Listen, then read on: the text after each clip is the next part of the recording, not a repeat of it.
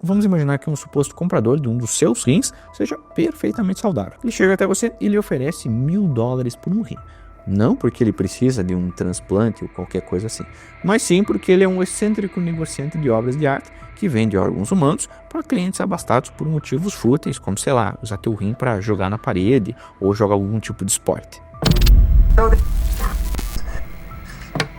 A desigualdade econômica é parte do nosso cotidiano e parte central na maioria das discussões políticas atuais. Algumas pessoas consideram essas desigualdades como injustas e, consequentemente, são favoráveis a coisas como, por exemplo, taxação do rico para ajudar o mais pobre. Outras pessoas discordam e dizem que não tem nada de injusto na desigualdade econômica, desde que ela não resulte do uso da força ou da fraude, mas de escolhas feitas em uma economia de mercado como a nossa. Quem tem razão nessa conversa? Se você acha que a justiça é a maximização da felicidade, como a gente falou no nosso vídeo do utilitarismo, provavelmente apoiaria a redistribuição da riqueza, por razões bem simples. Suponhamos, por exemplo, que nós tiremos R$1 milhão do Elon Musk, R$1 milhão, para dividir entre 100 pessoas necessitadas, dando R$10 mil para cada uma dessas pessoas. Isso resultaria num aumento da felicidade geral. Musk mal sentiria falta do dinheiro, que é bem pouco representativo face ao patrimônio dele, enquanto cada um dos destinatários sentiria uma grande felicidade com os R$10 mil inesperados. Ou seja, a utilidade coletiva para essas pessoas seria maior do que a redução da utilidade do patrimônio do Musk. Esse cenário Robinhood permite pelo menos duas objeções, que são objeções que a gente já tratou no vídeo do utilitarismo, nesse caso, mas que aqui eu vou aplicar bem ao caso específico do exemplo do Musk. A primeira objeção se preocupa com o fato de que altos impostos, principalmente sobre renda, reduzem o incentivo ao trabalho e aos investimentos, o que levaria a um declínio da produtividade. A segunda objeção já desconsidera essa continha. Ela argumenta que cobrar impostos dos ricos para ajudar os pobres é injusto porque violaria o direito fundamental à propriedade. Aqueles que se opõem à redistribuição com base nesses argumentos, principalmente o segundo, são muitas vezes chamados de libertários. Os libertários defendem os mercados livres e se opõem à regulamentação do governo. Não em nome de uma eficiência econômica, porque assim nós ganharíamos mais dinheiro ou qualquer coisa assim, mas sim em nome da liberdade humana. Se a teoria libertária dos direitos estiver correta, muitas atividades do Estado moderno, do nosso Estado, são ilegítimas e violariam a liberdade. O justo, o correto, seria então um Estado mínimo, que faça cumprir contratos, proteja a propriedade privada contra roubos e mantenha a paz. Qualquer coisa que vá além disso é moralmente injustificável. Com base nisso, a gente consegue chegar a algumas coisas que o libertário nega. E a gente pode reduzir essa negação a 3 tipos de diretrizes e leis que o Estado moderno normalmente promulga e libertários não gostam. A primeira diretriz que eles não gostam é paternalismo. Os libertários são contra leis que protegem as pessoas contra si mesmas. Leis que tornam obrigatório o uso de cinto de segurança são um bom exemplo. Também, leis relativas ao uso de capacete para motociclista é um outro exemplo bem claro.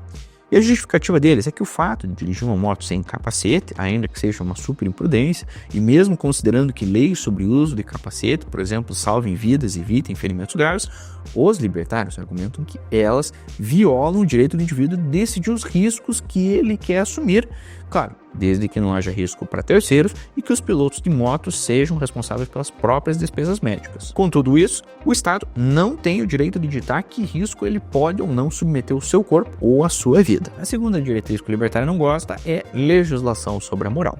Os libertários são contra o uso da força coercitiva da lei para promover noções de virtude ou expressar convicções morais na vida. Um exemplo é a prostituição. Ela pode ser moralmente contestável para muitas pessoas, mas isso não justifica leis que proíbam adultos conscientes de praticar ela. Em determinadas comunidades, também, a maioria pode desaprovar a homossexualidade, por exemplo, mas isso também não justifica leis que privem gays e lésbicas do direito de escolher livremente seus parceiros sexuais. A terceira diretriz é leis de redistribuição de renda ou riqueza.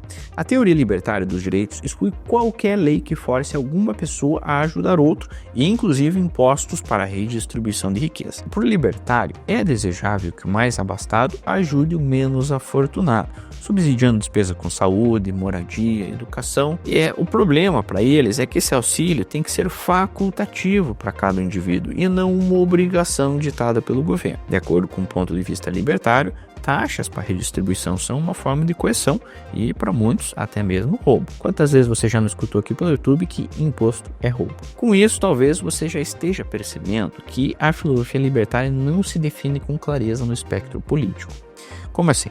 Vamos, por exemplo, aos conservadores, que são favoráveis à política econômica libertária, mas que frequentemente discordam dos libertários a respeito de questões culturais, como orações nas escolas, aborto, restrições à pornografia. E do lado contrário do espectro político, muitos partidários do estado de bem-estar social, que habitualmente as pessoas chamam de esquerda, têm uma visão libertária de assuntos como direitos homossexuais, direitos de reprodução, liberdade de expressão, separação entre igreja e Estado, mas não defendem a ideia de um Estado mínimo. Lá na década de 1980, essas ideias libertárias encontraram proeminência, na expressão retórica antigovernamental e pró-mercado de pessoas como Ronald Reagan e Margaret Thatcher. Mas é claro, como doutrina intelectual, a teoria libertária já tinha surgido antes em oposição ao estado de bem-estar social. No livro The Constitution Liberty, de 60, o economista e filósofo austríaco Friedrich Hayek argumentou que qualquer tentativa de forçar maior igualdade econômica tenderia a coagir e destruir a sociedade livre. Em Capitalism and Freedom, de 62, o economista Milton Friedman argumentou que muitas atividades estatais, que são muito aceitas, amplamente aceitas,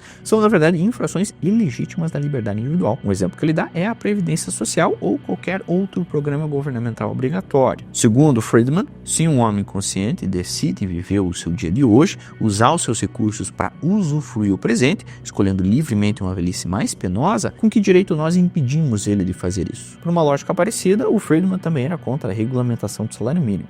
Para ele, o governo não tem o direito de interferir no salário pago pelos empregadores, ainda que seja muito baixo. Afinal, se os trabalhadores resolveram aceitá-lo, ele é válido. O governo também violaria a liberdade individual quando cria leis contra a discriminação no mercado de trabalho.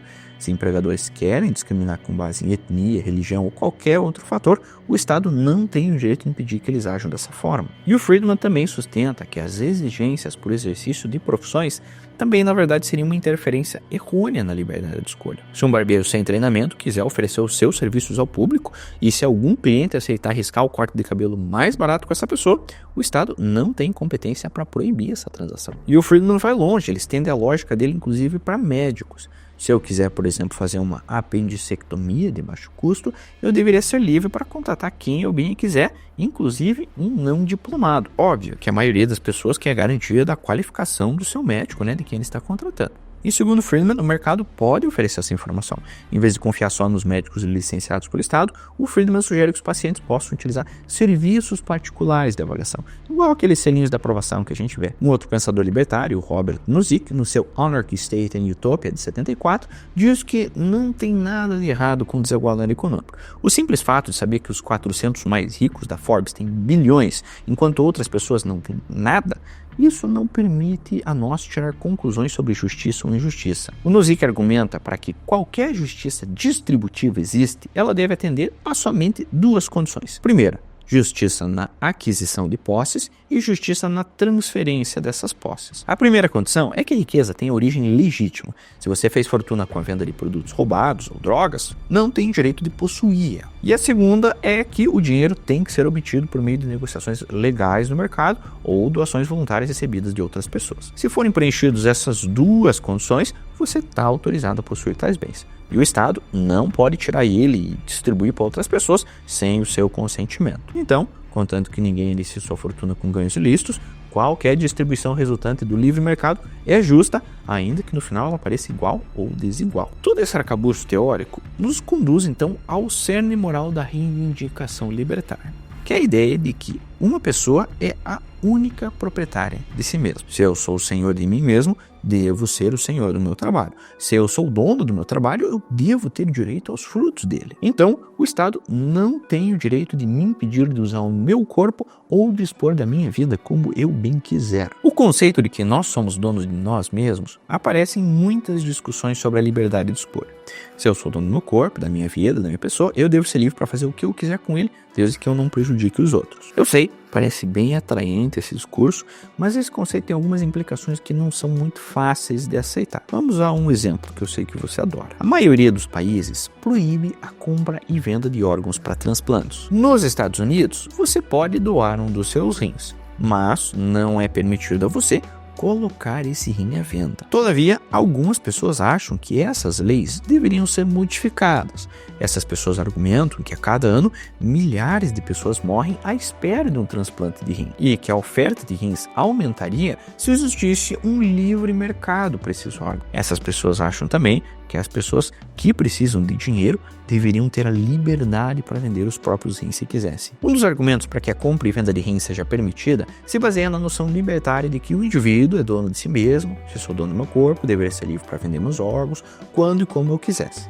Inclusive, o próprio Nozick escreve uma coisa parecida. Ele diz o seguinte: o ponto central da noção do direito de propriedade sobre X é o direito de determinar o que deverá ser feito com essa coisa X. Mas é claro, poucos defensores da venda de órgãos adotam inteiramente essa lógica libertária. Isso porque a maioria que propõe o comércio de rins enfatiza a importância moral de se salvarem vidas e o fato de que quase todos aqueles que doam os rins conseguem viver só com o outro. Mas, se você acredita que o seu corpo e a sua vida são sua propriedade, nada disso de moral vai ser realmente importante. Se você é dono do seu corpo, você tem direito de usar ele como bem desejar, e isso já é um motivo suficiente para que você possa vender parte deles. A vida que vai ser salva ou não, o bem que vai ser feito, isso não vem ao caso. Para ver como isso acontece, vamos imaginar dois casos que não seriam muito atípicos numa situação em que se pudesse vender órgãos. A primeira dela, vamos imaginar que um suposto comprador de um dos seus rins seja perfeitamente saudável. Ele chega até você e lhe oferece $1.000 por um rim. Não porque ele precisa de um transplante ou qualquer coisa assim, mas sim porque ele é um excêntrico negociante de obras de arte que vende órgãos humanos para clientes abastados por motivos fúteis, como, sei lá, usar teu rim para jogar na parede ou jogar algum tipo de esporte. A compra e venda dos rins por motivos fúteis como esse deveriam ser permitidas? Se você acredita que nós somos donos do nosso corpo, você não tem dificuldade nenhuma em responder que não. Se a pessoa quer comprar por esse motivo, ela faz o que quiser com o rim. O que importa aqui não é o propósito, e sim o direito de dispor daquilo que lhe pertence. Mas, caso você abomine o uso inconsequente de partes do corpo, principalmente do seu, e seja favorável à venda só para salvar vidas, a sua defesa do comércio de órgãos não está baseada na premissa libertária. Você, na verdade, vai estar admitindo que nós não temos direito de propriedade ilimitado sobre o nosso corpo. Imagine, cara, vender meu rim. Cara, eu levei 20 anos para deixar esse rim legal desse jeito e vem uma pessoa que quer comprar por $1.000, tá louco? Vamos considerar agora um segundo caso. Suponha que um agricultor de um vilarejo indiano deseje, mais do que qualquer outra coisa no mundo, enviar seu filho para a faculdade.